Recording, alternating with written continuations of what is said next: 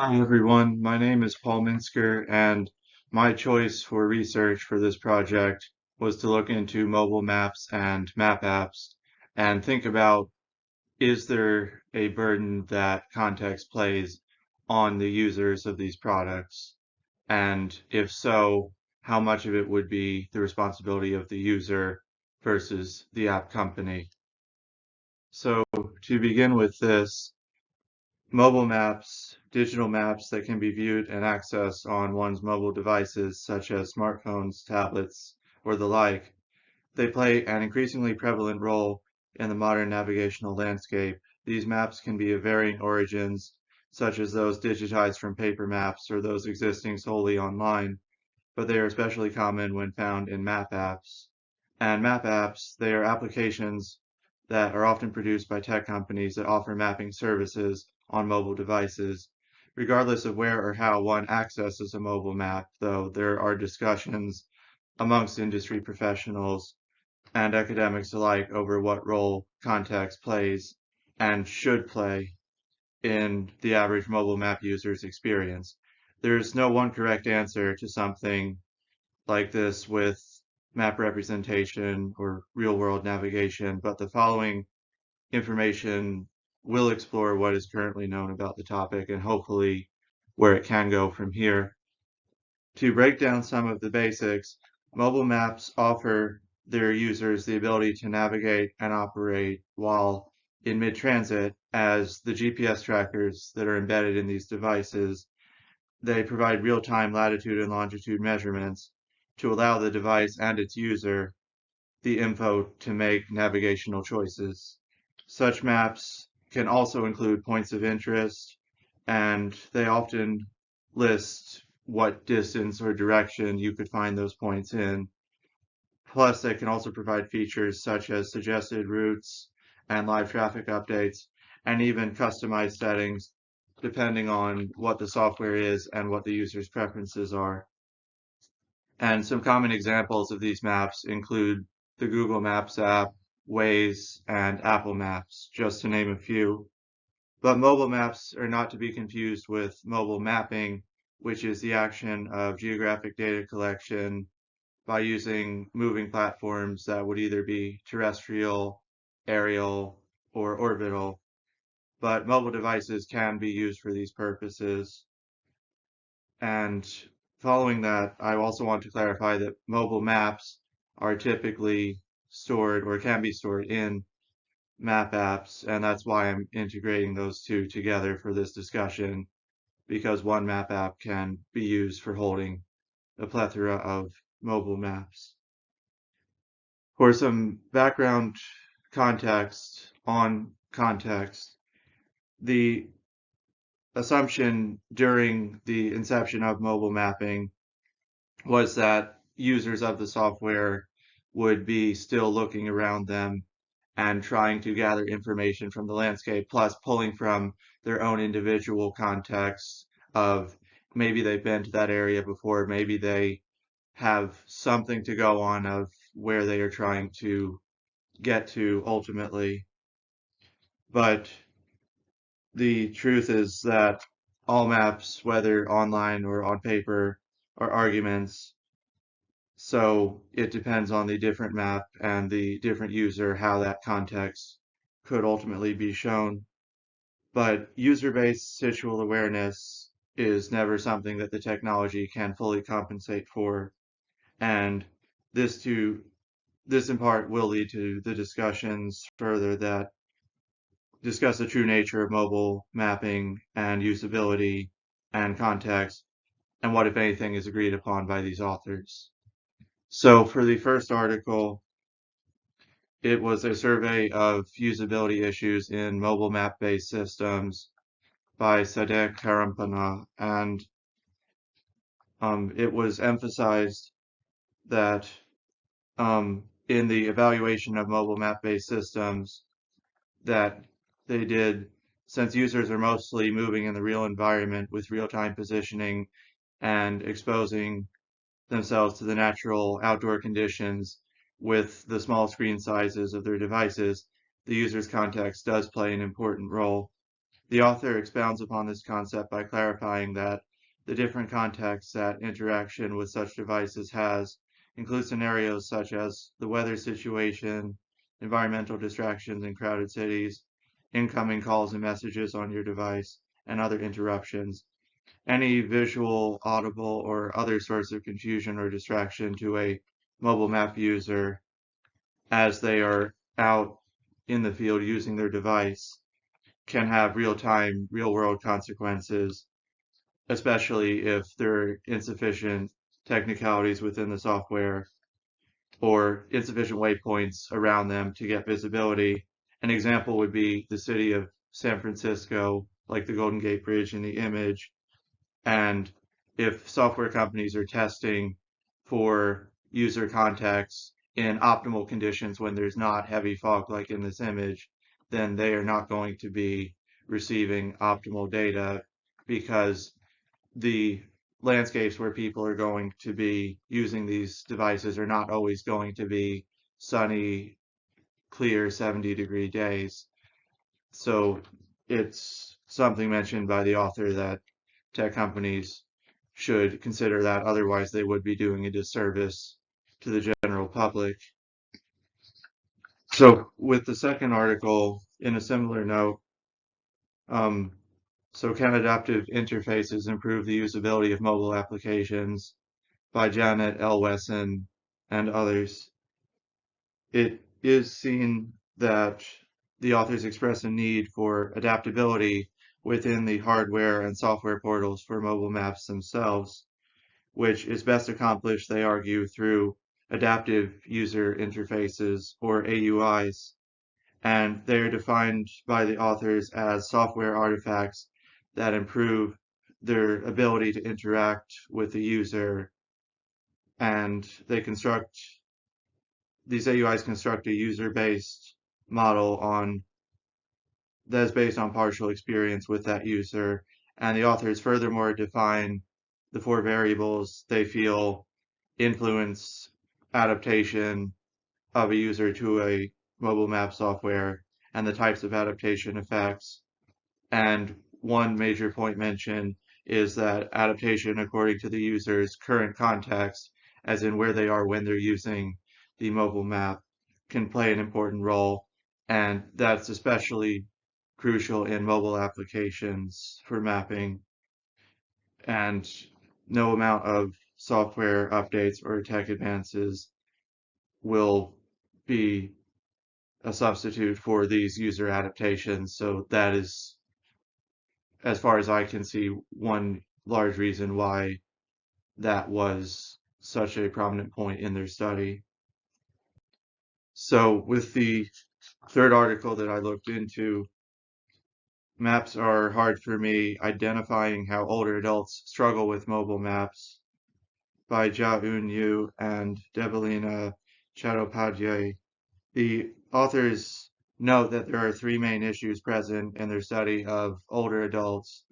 that use mobile map technologies, and they're defined as inadequate visual saliency, ambiguous affordances, and low information sent. The inadequate visual saliency refers to the absence of visually prominent or easily noticeable elements within a mobile map environment, making it challenging for users to identify key information or features quickly and easily. The term ambiguous affordances refers to mobile map and map app design elements that do not clearly indicate how they should be interacted with on the screen, which can cause confusion for users trying to understand what they are, how they work, do they work, etc. But the low information sent finally refers to a lack of clear and intuitive cues or indicators that would otherwise help users locate relevant information within a mobile map or map app interface, which then can result in difficulties when finding or accessing the desired content one is looking for. And all three of these issues, it should be noted, could worsen with less context available to the user, either through themselves or if the software is not giving them the context clues to move forward. And all of these issues, it should also be noted, could be prevalent in the general population and do exist in the general population, but older adults were just the target of this particular study. And these authors also mention the importance of AUI's, adaptive user interfaces, to help combat some of these issues, such as context. And with the fourth article, the adaptation to context, a way to improve the usability of mobile maps, by L. Tina Sarjakowski and Anu Maria Nivala. It is noted by the authors that mobile topographic maps, which was the focus of their study, they specifically are considered the mobile context relevant for topography. Oh, I'm so sorry. They're considered that the authors considered in their study what are the mobile contexts that are relevant for the identification of features within a topographic map and what are the similarities and differences from other forms of mobile maps. And the authors determined that regarding the mobile map services, specifically through the topographic maps, the most important context for those maps was the current location of the user as they're accessing that map. There are, however, several other contexts that they did mention, such as the purpose of use of the map, the system operating on, the time that one is using the map, which could mean in terms of acquiring a signal depending on the nature of the map, or the time that one is out in the field, day, night, etc. The physical surroundings, one's own navigational history, one's orientation, the individual user, and also cultural and social contexts. So these authors recognize very greatly that with any study as complex as individual map users, it is difficult to reach any form of consensus on what is one uniform problem that goes across the board. But one consensus they did reach that seemed to resonate in the other literature I had studied is that mobile map and map app users need the right types of maps and on a suitable scale and with the symbolization adapted for the specific usage situation. And despite topographic maps having potentially different types of uses and maybe even different backgrounds of users than some other mobile maps would be used for, such as in more urban areas, the basic guidelines for scale and symbolization in these maps seem to resonate across the board for any form of mobile map. But user context will always be a major determining factor, and the user needs will not always be stagnant, and those needs are what the creators of such maps will always need to consider, especially moving forward, as user needs might not remain as stagnant as could be believed in other cases. And with the fifth article, modeling patterns in map use contexts and mobile map design usability by Mona Bartling and others, the results of their study demonstrate that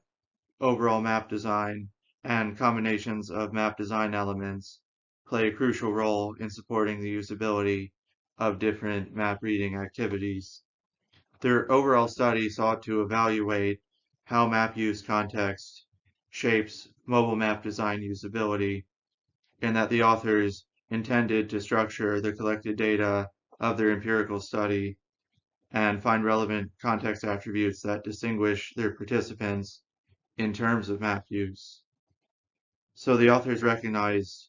from the inception of the research that no two individual participants in their study would have the same exact context background to pull from, and therefore they would not have the, pardon me, so they would not have the similarity they would not have an exact similarity to go on across the board, but the authors also admit that it can be difficult to discern what, if anything, would be concrete in terms of gathering data on an individual person's full map context abilities, especially as applies to their study, because we as humans have a plethora of information that is within us, and it can be difficult to create an all-inclusive way to survey that when going into studies such as these. And the authors mentioned they did face several challenges in terms of their collected data, such as data pre-processing, participant bias, etc. But they also wanted to stress that the data provides the potential for computationally supported decision making based on map design transferability. Although it is obvious that both user context and environmental context work together to create a usable background for mobile map and map app users, it is ultimately true that the level of contextual knowledge and skill of the individual that is using the app or using the map and completing those tasks or trying to complete those tasks, um, that will always be a deciding factor in the overall usability of a software, regardless of environmental factors,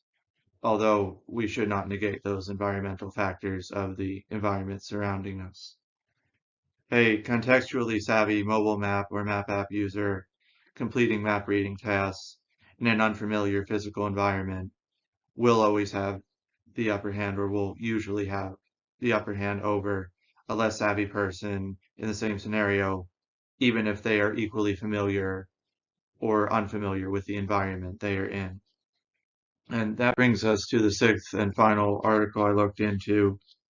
which was usability evaluation of topographic maps in mobile devices by A. Navala and others, which notes that in part, human-centered design can be seen as an iterative process, which starts by recognizing the potential users, their context of use, and the tasks. This is consistent with the other articles I had looked into, in that it is the most marketable option for creators of map apps, especially those with tourism purposes, to design mobile maps that the users will feel organically comfortable with, or otherwise those designs would not fly and they would immediately see little use, little popularity. But amid the author's studies, they also saw that their users raised several problems and usability issues concerning the technical aspects, and these issues included software slowness, lack of software feedback, difficulty determining which tools were active at what points during the use of the software, and other issues related to within the software workings itself. Even when a mobile map or map app user has the full contextual awareness of the world around them, the exterior world, sometimes the design of the map app alone can leave more questions than answers. And the softwares that do not provide enough basic info or availability of metadata to their users, they will ultimately be doomed to be less marketable, and the mobile map users will gravitate towards those apps that they feel best suit their needs, provide better context, and do not hide data from them that they feel they are somehow being cheated out of, or that they need to find elsewhere through a third-party app. The ability of the software to relay GPS locations of the users in real time, for example, was listed in the author's study as the main decision factor among the group members, in that if the group members had to choose between a map in a mobile device or on paper without real-time GPS positioning on the mobile map, they would prefer paper maps. So that says that without the integral functionality or context in a map app or the mobile maps within it, there would be little advantage to that technology over the paper map, which says something about what is valued about users, and it shows that with paper maps, there is still going to be the need to have context there, but the need for context can perhaps be alleviated by the provision of live GPS coordinate readings, the proverbial "you are here" signs as you are navigating those maps. That is one major factor that seems to be agreed upon by the authors. So, breaking down what I gathered from these 6 articles, mobile maps optimally offer a user the convenience of access to them with real-time location and travel condition updates, interactive features and points of interest provided, and the ability to personalize and customize based on user preference. These technologies do nonetheless, however, place such burdens on their users as the need for devices with adequate battery charge, some degree of internet access depending on one's choice to continue streaming or gathering the data through the web or downloading it to a hard drive within one's device. Mobile data availability is also key, and also device compatibility is a major factor. Ultimately, the burden of context acquisition will continue to be one that seems to be shouldered in large part by the users themselves, since no mobile map or map app can realistically be expected to provide all of the context that a user is going to need to know. There will always be the need for users to, just like with a paper map, there will always be the need to lift up one's head from the phone and take in the world around them and contextualize based on what they are seeing, because what they are seeing on the screen will never be 100% accurate. In no way will that ever be a 100% optimum. And there will never be 100% replacement for one's own intuition in any of those cases. And there will always be variations between different mobile maps and map apps, but across the board, there will always be the need for individual context, just perhaps in varying degrees depending on the app. And this brings us to the overall concluding points that I could see. And it can be concluded that mobile maps and map apps, they can add to what an individual is able to gather from the world around them. They can add to one's perceived experiences, navigating one's learned experiences, but they will never replicate or replace what an individual person's experiences can bring to the table as they are using that software. They are tools to be used to an end and are not meant to be a complete replacement for context. They are not meant to provide the entirety of context, so that burden is going to be shouldered by the map user, because no map of any sort will ever be designed to assume its reader has not even the slightest ability to think on their feet and interpret the landscape around them. That would be, in my view, highly unrealistic. these usability issues do come with the territory of mobile maps, but they can be mitigated nonetheless by a combination of both user self-improvement and amendments to the software in itself. And many of the authors that we had discussed go through some of those potential ideas, but I would need to do more research to make a concrete judgment on what I could say would work across the board for these